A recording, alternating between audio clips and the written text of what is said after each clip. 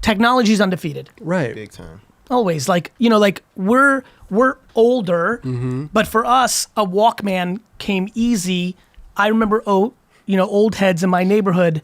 I lived in a great neighborhood. Like, I keep thinking, man, I got so lucky. In Edison from 82 to 89, when I grew up there, it had more of a, now in hindsight, it was closer to 1965 than it was 2000, meaning people were just outside. Yes. So I just vividly remember this guy washing his Thunderbird. I must have been what? So I'm 7, 8, 9.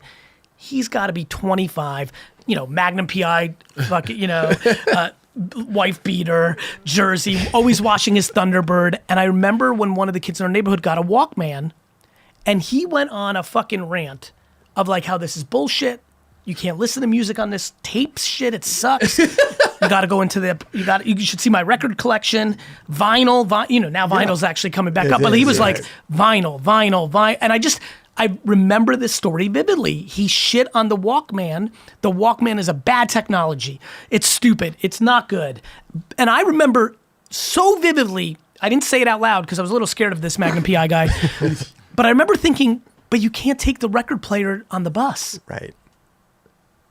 Yeah. That's a big deal. But you know what's crazy about that story? I've never told this story, and now I'm making the connection point. When the iPhone came out and everybody was addicted to their BlackBerry, I was like, but we can take the internet on the bus. Right. I remember knowing why the iPhone was going to win. I was like, it has the internet. Like, I don't know what else to say. It has the internet. Like, I can go to the mall and look up.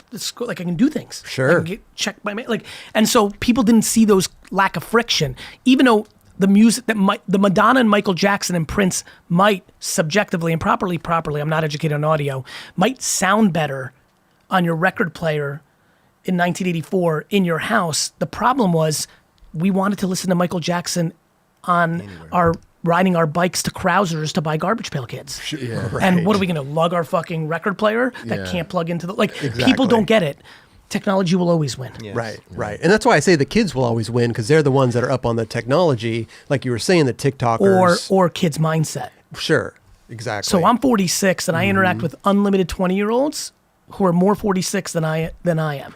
And that's what I was gonna ask you is like, how are you so, humility. But I mean, you keep up with all this stuff. You got to. Humility. Yeah. Humility mixed with ambition. I want to accomplish things. I want to impact the world. I want to be successful. I want to play my game of entrepreneurship. And I have the humility not to think the way I grew up was right. The biggest problem for everyone is they think their thing is right. Sure. Yeah. I don't. I just think it's different. Yeah. I live in a world of and. Most people live in a world of or.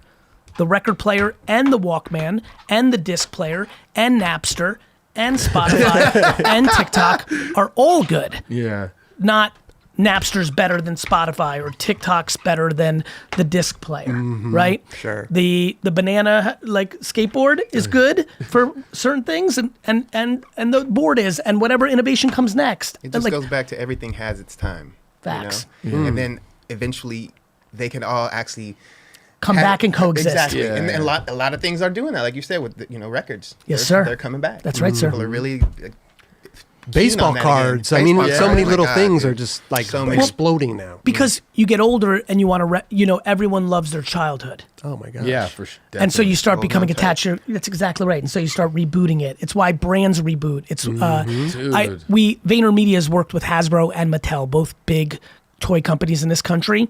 Through the last 13 years, we've had times with both companies. And the thing that always resonated for me, I'm like, oh, every 30 years, brands reboot. And I was looking at the data because the parent has the child. And right now, there's a mom out there that wants her daughter to play with Polly Pockets the way she did, to play with My Little Pony like she did, Strawberry Shortcake. There's guys that want their sons to play with Transformers the way they did, G.I. Joe the way they did, He-Man. I mean, Masters of the Universe is flexing now. Why? Because that's right. Because the 45-year-olds that grew up with it are now having 9 and 10-year-olds. Baseball cards. The greatest generation of baseball cards was 85, 86, 87, 88, 89, 90. Totally. And now those guys have sons that are 7, 8, 9, 10. So yes, COVID, yes, this, but it was generational. The hottest moment of sports cards in America in the last 50 years was 86 to 91. Those people have 9-year-olds now.